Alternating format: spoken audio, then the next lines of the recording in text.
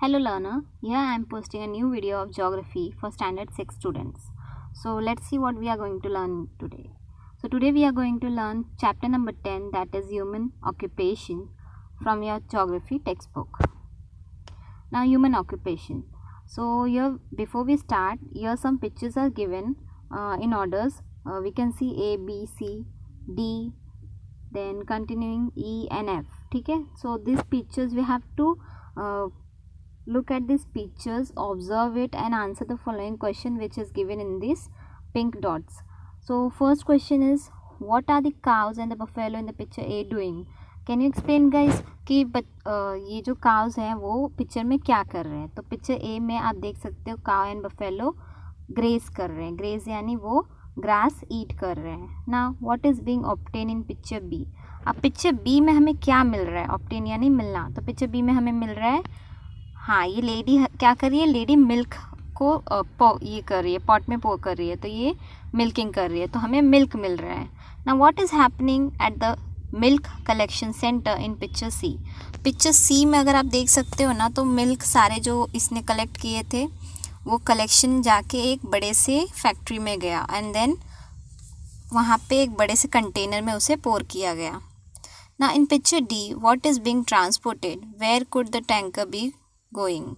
तो अब picture D में अगर आप देख सकते हो तो यहाँ पे एक बड़ा सा टैंकर है, वो टैंकर पे मिल्क लिखा हुआ है. तो इसमें क्या ट्रांसपोर्ट हो रहा है? मिल्क ट्रांसपोर्ट हो रहा है जो फैक्ट्री से निकला है. अब ये टैंकर जाएगा कहाँ, तो वो देखने के लिए आगे पिक्चर में ई रेफर करना है आपको. तो पिक्चर ई के हिसाब से वो कहाँ गया? वो एक अलग फैक्ट्री में गया जहाँ पे उससे और भी बड़ी बड़ी मतलब और भी चीज़ें बनेंगी. जैसे कि आप बोल सकते हो मिल्क से क्या क्या बन सकता है. मिल्क से घी, बटर, देन कर्ड, योगर्ट, ठीक है, ये सारी चीज़ें उससे, चीज़, पनीर, ये सारी चीज़ें मिल्क से बनेंगी, वो हमें ऑब्टेन होंगी. What else is happening in picture E. अब पिक्चर में चीज़ वगैरह आपको दिख रहा है, बटर दिख रहा है, वो सब हो रहा है. उसके साथ साथ उसको देखो आप मेजर करके भी लिया जा रहा है, उसका टेस्ट हो रहा है, ठीक है, उसको पेस्चराइज कर रहे हैं, ये सारी चीज़ें भी वहाँ पे हो रही हैं. Now out of the products shown in picture F which product do you use. तो अब ये तो आपके ऊपर है कि इस पिक्चर में जो जो चीज़ें दिखाई हुई हैं उसके अलावा आप कौन कौन से प्रोडक्ट यूज़ करते हो. आप स्वीट्स भी खाते हो, याद है आपको, स्वीट्स भी मिल्क से बने होते हैं, ठीक है. तो ये सारे प्रोडक्ट्स आप यूज़ कर सकते हो जिसमें मिल्क होता है, तो वो आपको नेमिंग करना है. What would be the main difference between milk and milk products. अब आप बता सकते हो मिल्क और मिल्क प्रोडक्ट्स में सबसे बड़ा डिफरेंस क्या होता होगा. ऑब्वियसली जो मिल्क है वो रॉ रहता है, मिल्क जो है वो हमें लिक्विड फॉर्म में मिलता है, लेकिन जो मिल्क प्रोडक्ट्स होते हैं वो हमें सॉलिड फॉर्म में भी मिलते हैं, ठीक है. तो ये फ़र्क होता है. उसको हम मिल्क को हम एक दिन तक ही रख सकते हैं अगर बॉईल करें तो, और नहीं बॉईल करते हैं अगर वो ख़राब हो जाएगा. और अगर हम उससे कोई चीज़ बना रहे हैं तो उसकी जो ड्यूरेबिलिटी है, उसका जो टाइम पीरियड है वो बढ़ जाएगा. अगर फॉर एग्जांपल मैं घी ले लूँ, मिल्क से ही हम घी बनाते हैं, तो जब घी को हम बना के रखते हैं तो वो एक दिन में या 2 दिन में ख़राब होने वाला नहीं है, ठीक है, वो सालों तक चलता है, 1 ईयर तक आप उसे स्टोर कर सकते हो. तो ये डिफरेंस होता है मिल्क और मिल्क प्रोडक्ट्स में. मतलब वो आप उसकी क्वालिटी बढ़ जाती है, फिर ड्यूरेबिलिटी बढ़ जाती है, ठीक है, ये सारी चीज़ें होती हैं. Last question, do this products parish quickly like milk. तो क्या ये चीज़ें मिल्क की तरह जल्दी पैरिश होते हैं? अभी मैंने बोला ड्यूरेबिलिटी बढ़ जाती है, मतलब वो जल्दी ख़राब होने वाली नहीं है, कुछ पीरियड तक वो चलेंगी. जैसे चीज़ है, पनीर है, तो पनीर 4 दिन, 5 दिन, 10 दिन, ठीक है, इतना दिन तो चल सकता है. चीज़ भी आप लोग खाते ही हो, आजकल तो कॉमन है चीज़, हर चीज़ में चीज़ आने लग गया है. आई मीन अजीब है ना, चीज़. ओके, तो एक्सप्लेनेशन हम शुरू करते हैं यहाँ से. सो ये सारी जो चीज़ें हमने देखी वो एक्चुअली में क्या था. ये सब ग्रेजिंग से लेकर मिल्क निकालने तक, मिल्क पहुँचाने तक, उसको फिर दूसरे प्रोडक्ट्स में कन्वर्ट करने तक, ये सारे जो थे वो एक ऑक्यूपेशन था. ऑक्यूपेशन यानी काम यानी जॉब. एक तरह से वो सब कुछ एक काम था, ठीक है. तो आज बस हम ह्यूमन क्या क्या काम करते हैं, कैसे करते हैं, कौन कौन से काम होते हैं, वो काम देखने वाले हैं. काम यानी झाड़ू पोछा नहीं है, ये दूसरे वाले काम है जिससे आप मनी अर्न कर सकते हो. Okay, so let's go to the explanation. All the above picture are related to the rearing of domestic animals, obtaining milk from them. Rearing यानी उनकी देखभाल करना, ठीक है. So we always domesticate animals, we rear them, we feed them, we take care of them, we give medicine whenever they are sick or something. Then what we do, why we all do these things, so that we can obtain something from them, ठीक है. Just like we keep cows and buffalo to obtain milk, we keep hen to obtain eggs, ठीक है. We many things we do, we keep what can say many more animals, just like dog, we keep dog so that they guard our house, है ना. So ये सारी चीज़ें हम क्यों करते हैं, ताकि हमें एनिमल से कुछ मिले, तो इसीलिए उनका ध्यान तो रखना पड़ेगा. Selling milk, processing milk eight milk processing centres, making ghee, butter, cheese, shrikhand, paneer, milk powder, etc. from milk, selling them in the market, etc. These work is carried out at different levels. तो milk को निकालना, milk पहले तो हमें animals को देखभाल करना पड़ता है, फिर मिल्क निकालना पड़ता है, फिर उनको बेचना पड़ता है, फिर मिल्क प्रोसेस होता है. प्रोसेस यानी उससे चीज़ें बनने के लिए भेजा जाता है सेंटर्स में. फिर उससे प्रोसेसिंग होने के बाद उसमें से घी, बटर, चीज़, श्रीखंड, पनीर, मिल्क पाउडर, यम इतना सारा पानी आ गया मुँह में. ओके, सो ये सारी चीज़ें हमें क्या होती है, मिल्क से मिलती हैं. फिर हम उन चीज़ों को क्या करते हैं, मार्केट में सेल करते हैं यानी बेचते हैं. तो ये सारी चीज़ें जो हैं वो अलग अलग लेवल्स पे होती हैं, एक ही लेवल पे हर काम नहीं हो सकता. सो ये सारी एक्टिविटीज़ जो है वो मैन क्या करते हैं, मैन कैरी आउट करते हैं अपनी नीड्स को सेटिस्फाई करने के लिए. उनकी जो ज़रूरतें हैं उनको पूरा करने के लिए मैन क्या करते हैं, ये सारी एक्टिविटीज़ अंडरटेक करते हैं. We classify these activity on the basis of the nature and the products they yield. तो हम लोग क्या करते हैं, हम लोग उसके नेचर, किसके नेचर पे, हम लोग जो एक्टिविटीज़ है, जो काम हो रहा है वो एक्टिविटीज़ को उसके नेचर पे या वो जो प्रोडक्ट यील्ड कर रहा है यानी वो प्रोडक्ट जो हमें मिल रहा है उसके हिसाब से उसे क्लासीफाई करते हैं, ठीक है. तो यहाँ पे एक और क्वेश्चन राउंड होना है. ओके, ये क्वेश्चंस बहुत इजी हैं, you can do it on your self. फिर भी अगर आपको चाहिए तो मैं एक अलग वीडियो इस पर पोस्ट कर सकती हूँ, अगर आपको चाहिए तो प्लीज़ बता दीजिएगा. यहाँ पे एक और क्वेश्चन दिया गया है, अपने ब्रेन के हिसाब से आपको बताना है, अपने ब्रेन का पावर यूज़ करना है. मिल्क है वो हमें 40 रुपीज़ पर लीटर मिल जाती है, लेकिन अगर हम दही लेने जाते हैं तो वो हमें 60 रुपीज़ पर केजी, और पनीर लेने जाते हैं तो 200 पर केजी. क्यों, मतलब चीज़ें तो बनती मिल्क से है ना, फिर इतना डिफरेंस क्यों है इसके प्राइस में. मिल्क 40, कर्ड जो है वो 60 और पनीर जो है 200, ऐसा क्यों होता है.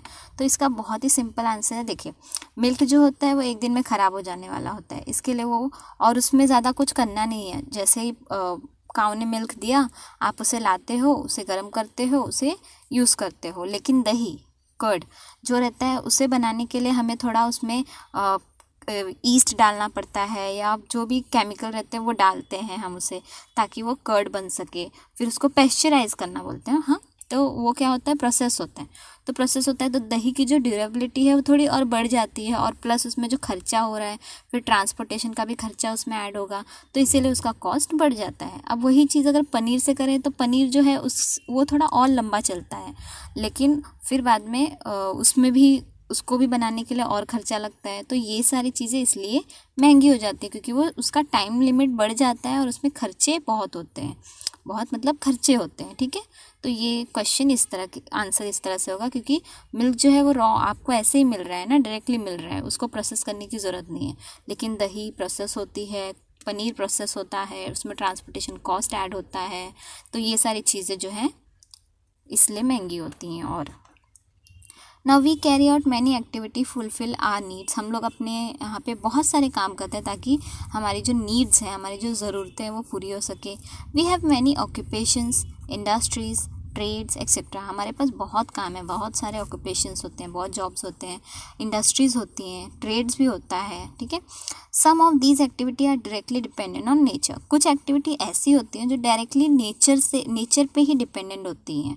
It means that the product obtain in these activities are obtain directly from nature. इसका मतलब है जो प्रोडक्ट हमें डायरेक्टली मिलता है वो डायरेक्टली कहाँ से मिलता है, नेचर से ही हम डायरेक्ट उसको ले सकते हैं, हमको और कहीं जाने की ज़रूरत नहीं है। Cows and buffaloes are animals, we domesticate them, see picture A, we get milk from them, therefore this occupation is directly dependent on nature। तो काव और बफेलो जो है वो एनिमल्स हैं, ठीक है, एनिमल यानी नेचुरल है, उनको किसी ने बनाया तो नहीं ना, हैंडमेड नहीं है ना, मैनमेड नहीं है। सो काव बफेलो एनिमल है जो कि नेचुरल है और उसे हम डोमेस्टिकेट करते हैं, यानी उनको पालते हैं, रखते हैं, टेम करते हैं, ठीक है। और पिक्चर ए में आप देख सकते हो, और उससे हमें मिल्क मिलता है। तो ये जो ऑक्यूपेशन है, ये जो मिल्किंग का ऑक्यूपेशन है, वो क्या हो गया, डायरेक्टली नेचर पे डिपेंडेंट है, ठीक है, क्योंकि एनिमल नेचुरल है, इसके लिए वो नेचर पे डिपेंडेंट है। तो ऐसे ऑक्यूपेशन जो डायरेक्टली नेचर पे ही डिपेंडेंट हो, हमें डायरेक्ट नेचर से मिलता हो, उसे हम प्राइमरी ऑक्यूपेशन बोलते हैं, ठीक है। और इसके एग्जांपल्स हैं animal husbandry and fishing etcetera. Animal husbandry वही एनिमल्स को रेयर करना, यानी उनका देखभाल करना और फिर उनसे चीज़ें ऑब्टेन करना, और फिशिंग तो आपको पता ही है, fish, okay. Now some products obtained in primary occupation are used directly while others are used after making some changes in them। कुछ प्रोडक्ट्स हम वैसे ही यूज़ कर लेते हैं, लेकिन कुछ प्रोडक्ट्स हमें क्या करने पड़ते हैं, उनको चेंज करना पड़ता है। और जैसे हम एग्जांपल लेते हैं वुड का, ठीक है। तो जब वुड हम लेते हैं तो डायरेक्टली हम उस पर लिख तो नहीं सकते ना, उसको चेंज करना पड़ता है ताकि पेपर मिल सके, तो उसमें प्रोसेस करना पड़ता है, प्रोसेस होगा तो ही हमें पेपर मिलेगा। डायरेक्टली हम लकड़ी उठा के नहीं लिख सकते उसके ऊपर, okay. Now see picture E, in this picture the milk is being processed after bringing it to the dairy. अब यहाँ पे ई, जो ई वाला पिक्चर है, उसमें क्या हो रहा है, मिल्क जो है प्रोसेस्ड हो रहा है, डेयरी में लाने के बाद मिल्क को प्रोसेस किया जा रहा है। These products are more durable, ठीक है, ये और ड्यूरेबल होते हैं, लंबे समय तक चलते हैं, उनकी क्वालिटी और एनहांस्ड होती है, and therefore there price is also high, इसीलिए उनका प्राइस भी महंगा होता है, जैसा कि यहाँ पे बोला गया था ग्रीन बॉक्स में, ओके। ये हो गया, हाँ। For example shrikhand, butter, cheese and milk powder are processed from milk. ये सब क्या है, मिल्क का ही प्रोसेस्ड वाला पार्ट है, मिल्क से ही प्रोसेस करके हमें ये सब चीज़ें मिलती हैं। This processing is an industrial activity, ठीक है, ये प्रोसेसिंग जो है वो इंडस्ट्रियल, फैक्ट्री में होने वाले काम है। Industries are based on raw material. Industry में क्या होता है, इंडस्ट्री कच्चे माल, रॉ मटेरियल यानी कच्चे मालों पर बेस्ड रहती है। इंडस्ट्री में कच्चे माल आते हैं, देन उसे मैन्युफैक्चर करके हम फिनिश गुड बनाते हैं। More durable goods are produce in an industry. और ड्यूरेबल यानी लंबे समय तक चलने वाले गुड्स कहाँ पे हमें मिलते हैं, इंडस्ट्री से मिलते हैं। The raw material supplied to the industry is often obtain from nature. जो भी रॉ मटेरियल हमें इंडस्ट्री में सप्लाई करते हैं वो ज़्यादा से ज़्यादा नेचर से ही ऑब्टेन किए जाते हैं, प्राइमरी ऑक्यूपेशन से, ठीक है। Occupation dependent on primary occupation. अब जो ऑक्यूपेशन प्राइमरी ऑक्यूपेशन पे डिपेंड होता है उसे हम कहते हैं सेकेंडरी ऑक्यूपेशंस, ठीक है।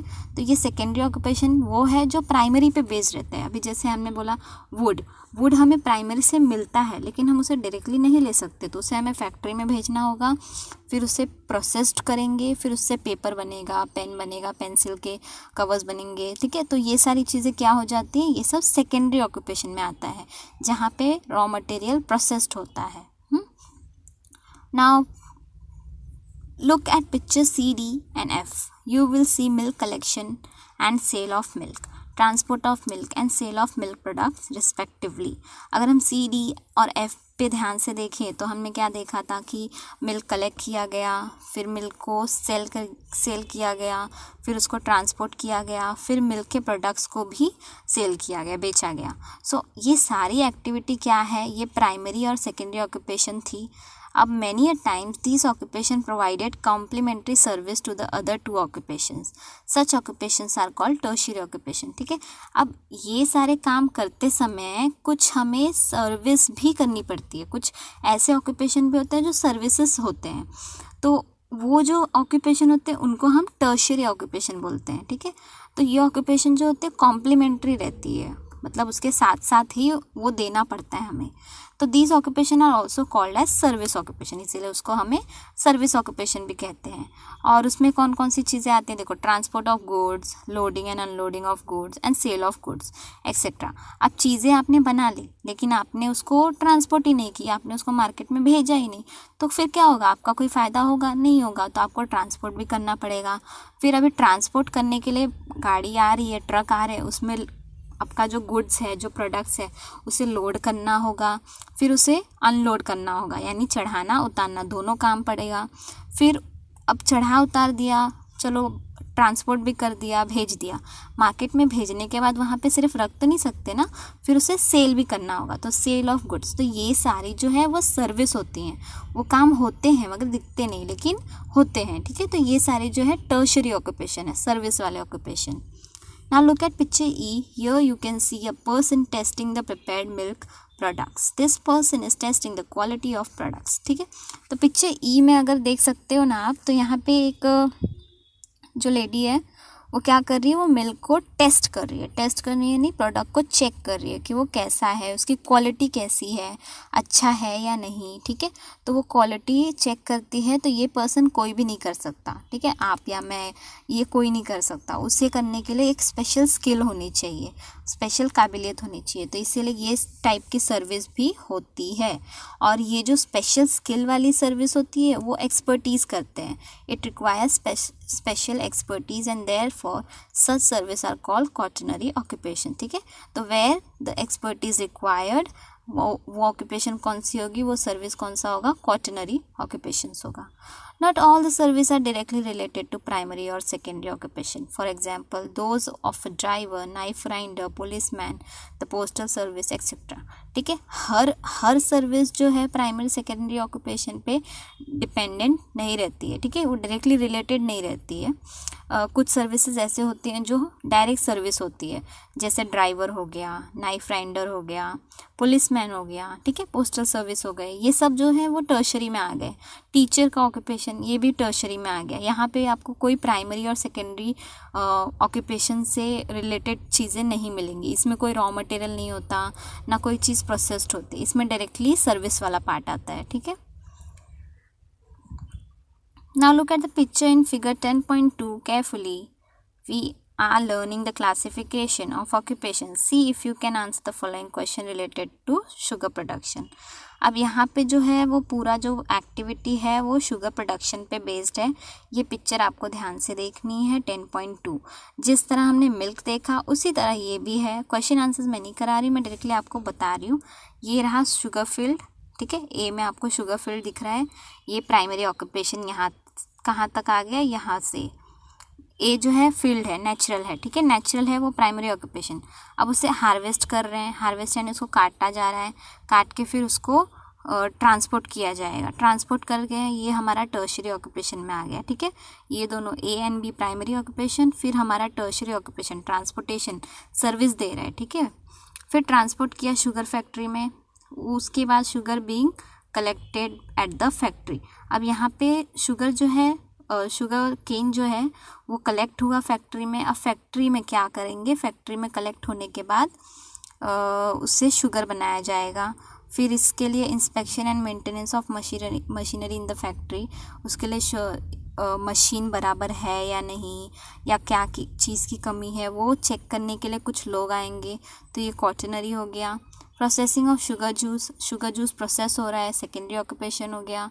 Sugar production and quality check, यहाँ पे भी आपको एक्सपर्टीज़ चाहिए, तो ये क्वाटरनरी। फिर sack of sugar being carried, sack और शुगर जो है वो कैरिड किया जा रहा है, तो कैरिड करना सर्विस हो गया, तो सर्विस यानी टर्शरी ऑक्यूपेशन में आ गया। और फिर सेल ऑफ शुगर भी टर्शरी ऑक्यूपेशन में आ गया, ठीक है। तो प्राइमरी से लेकर टर्शरी, सेकेंडरी, ये सब ऑक्यूपेशंस इस पिक्चर में आपको दिखेंगे, स्टार्टिंग से लेकर एंड तक।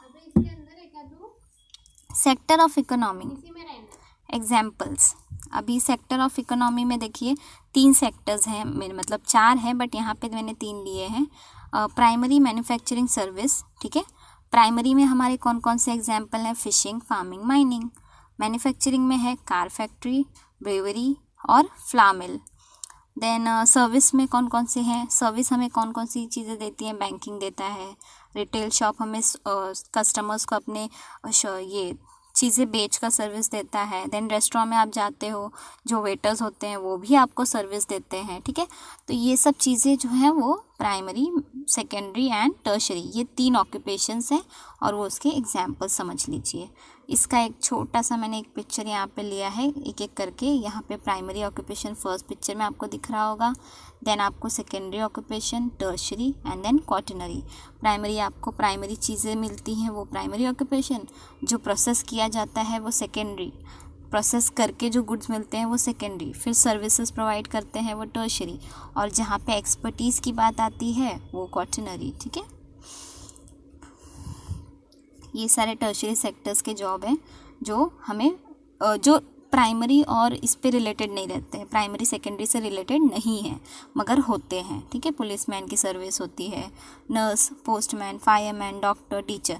यहाँ पे कोई भी चीज़ नहीं है, ना कोई एनिमल है, ना कोई बर्ड है, ना कोई है, यहाँ पे डायरेक्टली हमें सर्विस मिल रहा है, ठीक है। तो वो टर्शरी, ये सर्विसेज हो गए। Now this is how we classify the human occupations. तो इस तरह से प्राइमरी, सेकेंडरी, टर्शरी और क्वाटरनरी, ये टाइप्स हैं जिससे हम ह्यूमन ऑक्यूपेशन क्लासीफाई करते हैं। Different occupations are practised in different countries of the world. हमारे हर जगह पे डिफरेंट ऑक्यूपेशंस कैरिड ऑन होते हैं। जैसा देश है, जैसा कंट्री है, वैसा ऑक्यूपेशन वहाँ पे आपको मिलेगा। Through these occupations, economic transaction occur within a country and between various countries. तो ये ऑक्यूपेशन की वजह से इकोनॉमिक ट्रांजैक्शन क्या होता है? जो पैसे हमें देश चलाने के लिए चाहिए रहते हैं या लेन देन, ठीक है, ट्रांजैक्शन वो होता है, और किसके बीच में होता है? कंट्रीज़ के बीच में होता है। These transaction decide the country's production of various goods and their annual income. ये जो ट्रांजैक्शन है वो क्या डिसाइड करते हैं? कंट्री में कितना प्रोडक्शन ऑफ गुड्स हुआ है और उसका एनुअल यानी सालाना इनकम कितना है। So this in turn is use to decide the extent of the countries development. तो ये क्या डिसाइड करता है? ये डिसाइड करता है कंट्री की डेवलपमेंट कितनी हुई है। अब यहाँ पे देखो 3 पाई डायग्राम दिए गए हैं, ये जो सर्कल वाले हैं उनको पाई डायग्राम बोलते हैं। क्या है ये? Percentage of man power engage in various occupation in some countries. यहाँ पे 3 कंट्री है, Bangladesh, United Arabs and Turkey. अगर आप ब्लू पार्ट देखोगे तो ब्लू पार्ट जो है वो प्राइमरी ऑक्यूपेशन के लिए, रेड पार्ट जो है वो सेकेंडरी ऑक्यूपेशन के लिए, and green part is for tertiary occupation.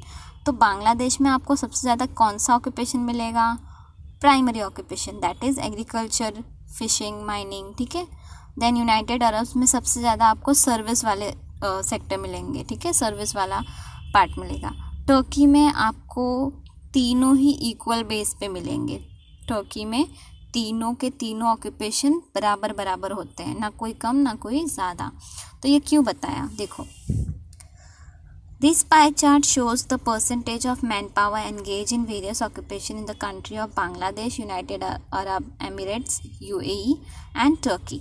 Each pie chart shows the percentage of primary or to tertiary occupation. Her chart में प्राइमरी से लेकर टर्शरी ऑक्यूपेशन पूरा दिया गया है। आप क्वेश्चन आपको आंसर करने हैं, विच country has more man power engage in primary occupation. तो आपको पता चल जाएगा कौन से कंट्री में सबसे ज़्यादा मैन पावर, सबसे ज़्यादा मेहनत, मैन की जो पावर है वो एग्रीकल्चर में लगती है। ऑब्वियसली इट्स बांग्लादेश, ठीक है। Which country has more man power engage in secondary occupation? It's UAE। Then which country has more man power engage in tertiary occupation? तो टर्शरी ऑक्यूपेशन में UAE है। Oh sorry, secondary occupation is not there.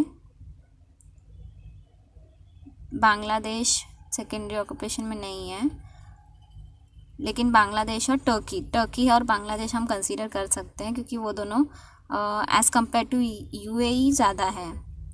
ना which country has almost equal man power engage in all the occupations? कौन सी country में equal man power है? तो वो है Turkey. Countries which have more man power engage in tertiary activities are considered to be developed countries, ठीक है। तो ऐसी कंट्रीज जहाँ पे ज़्यादा से ज़्यादा मैन पावर, ज़्यादा से ज़्यादा लोग टर्शरी एक्टिविटीज़ यानी टर्शरी ऑक्यूपेशन करते हों, उससे हम डेवलप्ड कंट्रीज मानते हैं। नाउ एक क्वेश्चन मैं रेज़ करती हूँ, what do you think? India is a developed country or developing country? Have you heard about it before? India एक डेवलप कंट्री है या डेवलपिंग है? सो ऑब्वियसली इंडिया जो है वो डेवलपिंग कंट्री है. क्यों? क्योंकि इंडिया का ज़्यादा से ज़्यादा मैन पावर आज भी एग्रीकल्चर में एंगेज्ड है. ओके, सो एग्रीकल्चर यानी प्राइमरी ऑक्यूपेशन जहाँ पे होता है वो डेवलपिंग कंट्री, टर्शरी ऑक्यूपेशन जहाँ पे होता है वो develop country. You have to remember this point. ठीक है. Now while countries which have more manpower engaged in primary activity are considered to be developing country. ठीक है, India is a developing country because यहाँ पे ज़्यादा से ज़्यादा man power जो है वो अभी भी प्राइमरी ऑक्यूपेशन ही करती है. Now rank the country above from develop to developing. अब आपको ये जो कंट्रीज़ हैं उनको रैंक अप करना है कि डेवलप्ड है या डेवलपिंग.